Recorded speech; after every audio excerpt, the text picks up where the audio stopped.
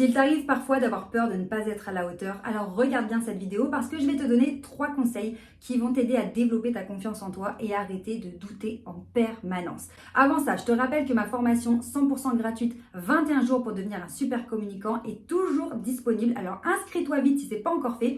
Tu cliques sur le lien juste en dessous de cette vidéo et chaque jour, pendant 21 jours, tu vas recevoir un email de ma part où je vais t'expliquer quoi faire, quoi mettre en place pour devenir un super communicant, être impactant, convaincant et surtout à l'aise et bien dans tes baskets. Donc inscris-toi vite, clique sur ce lien sous cette vidéo. Donc premier conseil, attention, ça démarre, sois concentré parce que ça va décoller. Le problème quand on a peur de ne pas être à la hauteur, c'est qu'on commence à se faire des films, d'accord? Notre cerveau, il veut tellement nous mettre en garde d'un potentiel danger, veut tellement nous préserver, qu'il va gentiment nous montrer tous les scénarios catastrophiques possibles. Le problème, c'est que c'est censé nous préserver, c'est censé nous aider à survivre, mais en fait, ça ne nous aide pas du tout, ok? Ça nous fait stresser et on va petit à petit glisser dans un état très flou de stress où j'ai peur de rater, j'ai peur de dire une bêtise, imagine il me pose une question, je connais pas la réponse, imagine je me mets à bégayer, imagine j'ai un trou de mémoire, imagine ils me disent qu'en fait je connais pas mon sujet, imagine je perds mes moyens, imagine je transpire. Bref, tu connais la chanson, on pourrait encore développer pendant un moment. Et vraiment, ça donne une espèce d'impression de flou finalement et on n'est plus du tout ancré. Si tu as l'habitude de me suivre sur cette chaîne, tu sais à quel point l'ancrage physique et l'ancrage psychologique va faire qu'une personne est charismatique. Et quand tu as peur de ne pas être à la hauteur, qu'est-ce qui se passe? Tu perds totalement cet ancrage parce que tu es dans le flou, tu as peur, tu stresses, donc on n'est plus du tout ancré, on n'envoie plus du tout une image d'assurance et de confiance en soi. Au contraire, ça part dans tous les sens et ça justifie finalement qu'on a l'air de ne pas être à la hauteur parce que soi-même, en fait, on a déclenché tout ça. Bref, pour faire très simple, un exercice, un conseil qui va vraiment t'aider et qui m'a aidé moi quand je doutais beaucoup de moi au départ, c'est de te demander quel est ton rôle dans cette situation, dans ce rendez-vous que tu appréhendes. Qu'est-ce que tu es censé faire? Comment tu te positionnes? Et on va faire très concret. En gros, c'est quoi ton rôle? Est-ce que tu dois convaincre des prospects, par exemple, de donner leurs coordonnées? Est-ce que tu dois transmettre l'information à une équipe qui doit absolument changer de logiciel et prendre les nouvelles habitudes sur le nouveau logiciel? Est-ce que tu dois expliquer quelque chose? Tu dois former quelqu'un et donc donner beaucoup de détails, mettre beaucoup d'étapes? Quel est ton rôle dans cette situation? Parce que tant que tu ne sais pas vraiment, tu ne te rappelles plus, c'est flou dans ta tête ce que tu es censé faire, qui tu es censé incarner à ce moment-là, forcément c'est compliqué de taper dans le mille si tu ne sais pas où est la cible. Donc plus ça va être clair dans ta tête, mon objectif c'est de les convaincre de donner leurs coordonnées. Mon objectif c'est de les convaincre, de les motiver, de les booster, donc peut-être la mettre plus d'énergie pour qu'ils aillent enfin sur le nouveau logiciel. Mon objectif, c'est d'être le plus clair possible, de me mettre à leur hauteur, de ralentir le rythme s'il y a besoin, parce que l'objectif, c'est qu'ils aient compris ce que je leur raconte. Plus tu es au clair avec ta mission, et plus tu seras en mesure de la réussir. C'est aussi simple que ça. Donc encore une fois, ces conseils sont très basiques, mais souvent, on ne les applique pas. Donc si tu es dans un flou artistique et que tu as peur de ne pas être à la hauteur, rappelle-toi, pose-toi la question, qu'est-ce qui est attendu de moi? Quelle est ma mission? Et au lieu de se dire, il faut que je sois fort là-dedans, il faut que je sois convaincant, il faut que je sois ci, il faut que je sois ça, il faudrait que je fasse ça, il faudrait... Non, on se calme. Qu'est-ce que je dois faire? Déjà, le point principal, la priorité, c'est quoi? Qu'est-ce que je dois faire pour avoir rempli ma mission? Ok, ça, si j'ai fait ça déjà, là, en grande partie, ma mission est remplie. Quel est le point numéro 2 que je peux faire pour remplir encore mieux cette mission? Ok, il faudrait que je fasse ça. Et le point numéro 3, ok, alors là, si je fais ça, bam, bam, bam, jackpot. Là, je suis largement à la hauteur, je suis même largement au-dessus.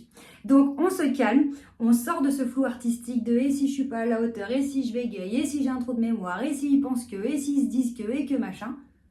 On se concentre, on devient factuel, pratico-pratique. Qu'est-ce qui est attendu de moi? Ok, voilà ma mission. Maintenant, conseil numéro 2. Attention parce que ces 3 conseils sont vraiment importants, alors reste bien jusqu'à la fin. Parce que ce serait dommage que tu rates tu rates un morceau pour le coup. Donc le conseil numéro 2, c'est quoi? C'est qu'une fois que j'ai compris quelle est ma mission, est-ce que je dois les motiver? Est-ce que je dois être convaincant? Je dois avoir des bons arguments? Est-ce que je dois générer de l'émotion chez eux, de l'empathie? Et donc je vais faire peut-être du storytelling, hein, on en parle dans d'autres vidéos. Abonne-toi bien à la chaîne si tu veux avoir tous ces éléments que je développe dans d'autres vidéos. Bref, une fois qu'on a capté ce qui est attendu de nous pour réussir notre mission, en fonction des interlocuteurs, du contexte, de la situation, etc., et bien là, on a un autre outil, une véritable arme, c'est la préparation.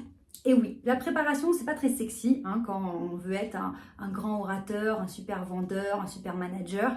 Et pourtant, la préparation, c'est ce qui va nous permettre de taper encore plus dans le mille.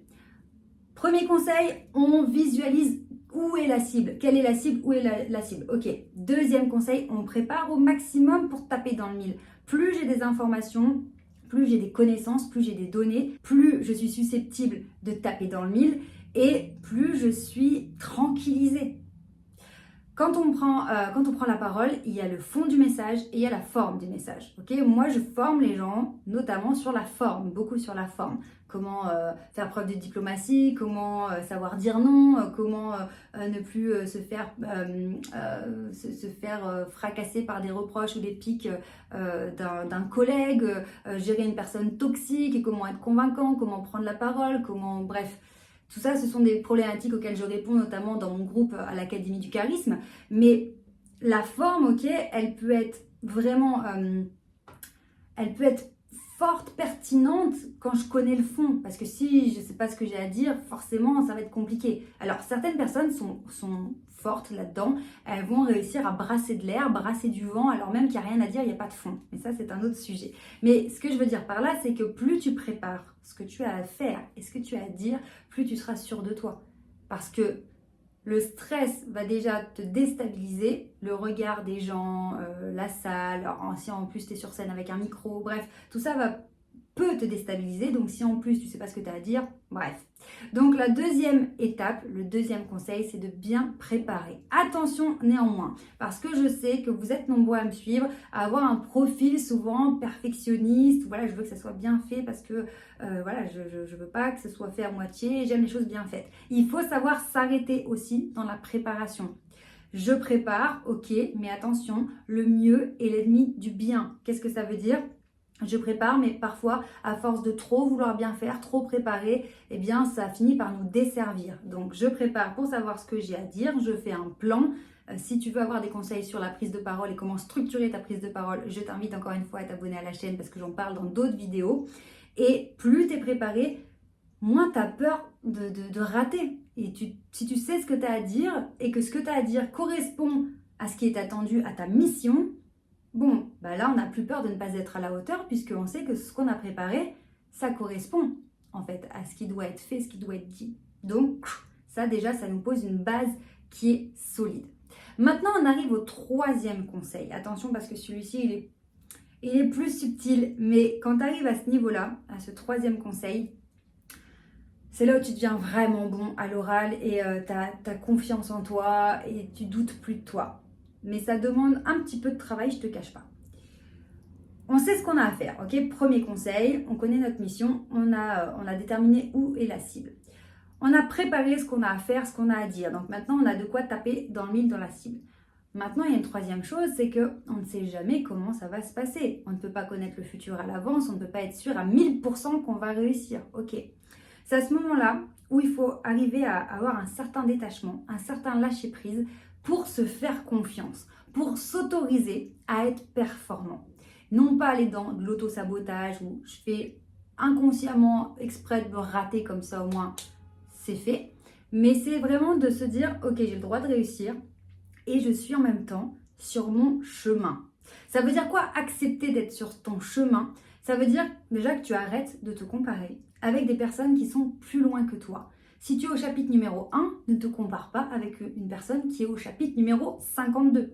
Tu peux t'inspirer de cette personne qui est au chapitre 52 parce qu'elle est peut-être là où tu veux aller, donc tu vas t'en inspirer, ça va te motiver, ça va te donner des idées, ça va t'aiguiller. Mais tu ne dois pas te rabaisser, te dire que tu es nul par rapport à cette personne. Parce que cette personne aussi, à un moment donné dans sa vie, elle a été aussi au chapitre numéro 1. Donc, ne te compare pas et fais confiance au process. Tu es sur ton chemin, d'accord? Si tu démarres une activité, tu ne peux pas être comme quelqu'un qui a 20 ans d'expérience. Donc, analyse ce que tu dois faire, prépare ce que tu dois faire et fais-le. Et fais-le pleinement sans te faire parasiter par la petite voix. Tu vois, ça se voit que tu n'es pas à la hauteur, ça se voit que tu doutes, ça se voit que tu n'es pas sûr de toi, ça se voit que tu stresses. Oui, cette petite voix, elle peut te pourrir de A à Z, elle peut te pourrir et te faire rater, vraiment. Donc fais taire cette petite voix, fais-toi confiance, fais confiance au process, tu es sur ton chemin et à chaque fois, tu progresses. À chaque fois que tu sors de ta zone de confort, tu progresses toujours un petit peu plus, voire énormément plus, ça dépend des fois, voilà. Peut-être que parfois, tu as l'impression que tu n'as pas progressé, ou même que tu as régressé, ok? Peut-être que tu connais un échec, c'est toujours un apprentissage. Ça fait mal au passage, ça fait mal à l'ego, mais c'est fondamental pour continuer d'avancer. On apprend de nos échecs, on fait le bilan et on fait mieux la prochaine fois. Donc si tu as peur de ne pas être à la hauteur, sois quand même indulgent avec toi. À partir du moment où tu fais tout ce qu'il faut pour réussir, évidemment, c'est-à-dire préparer, etc. Mais il faut trouver l'équilibre. Et dans la majorité de mes vidéos, tu retrouveras toujours cette même conclusion qu'il faut trouver l'équilibre et que tu dois trouver ton propre équilibre parce que ce ne sera jamais le même d'une personne à une autre entre préparation et lâcher prise, d'accord? Et ce que tu ne peux éviter, embrasse-le. Donc si tu dois aller à un rendez-vous qui te fait peur, si tu dois animer une réunion, si tu dois faire une conférence, une présentation client, tu sais ce qui est attendu de toi, tu t'es préparé pour ça, et bien maintenant qu'on y est, allons-y, d'accord? Et c'est comme ça, en ayant ce détachement, en embrassant la situation et en assumant ton rôle qui est le tien à ce moment-là, que tu vas être performant. Plus tu assumes ce que tu as à faire, avec les peurs, avec les doutes, avec les incertitudes, mais plus tu assumes et plus tu es performant. Donc vas-y, mais vas-y vraiment, ok? Je sais qu'on est nombreux à se retenir, à être inhibés par peur de ci, par peur de ça, et pourtant, c'est ceux qui vont à fond, à 1000%, qui réussissent. Et pour se donner à fond et être à 1000%, il faut d'abord y croire. Donc pour terminer cette vidéo, vraiment, crois en toi parce que tu peux le faire et parce que tu mérites de le faire. Tu mérites de le faire rien que déjà pour toi, ok? Vraiment, replace-toi au centre parce que tu as le droit de réussir et même tu te le dois, tu le mérites. Alors n'oublie jamais ça, tu mérites de réussir, alors vas-y à fond. N'oublie pas de t'abonner à la chaîne et de mettre un petit pouce en l'air si cette vidéo t'a plu. Je t'embrasse fort et je te dis à très vite. Ciao!